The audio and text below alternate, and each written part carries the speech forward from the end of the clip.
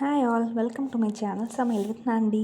வாங்க நம்ம இன்றைக்கி வேர்க்கடலை சட்னி எப்படி செய்கிறதுன்னு பார்க்கலாம். இதுக்கு வெங்காயத்தை பொடி பொடியாக நறுக்கி வச்சுக்கோங்க. நான் ஒரு வெங்காயம் எடுத்திருக்கேன். அப்புறம் 5-6 பல் பூண்டு நறுக்கி வச்சுக்கோங்க.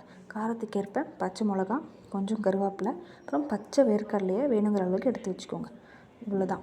இப்போ பேன் நல்லா சூடானதுக்கப்புறம் எண்ணெய் எதுவும் விடாமல் இந்த பச்சை வேர்க்கடலையை நல்லா ப்ரௌனிஷ் கலரில் நல்லா வறுத்துக்கோங்க. வறுத்து அதை ஒரு பவுலில் மாற்றிக்கோங்க.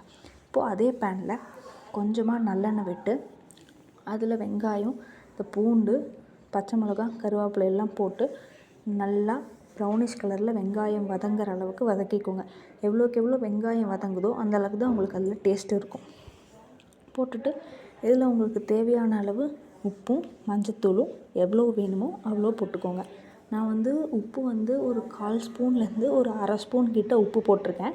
நீங்கள் உங்களுக்கு வேணுங்கிற அளவுக்கு உப்பு எவ்வளோ வேணுமோ அவ்வளோக்கேற்ப போட்டுக்கோங்க. இது நல்லா வதங்கினதுக்கப்புறம் இதை ஒரு பவுலில் மாற்றிக்கோங்க.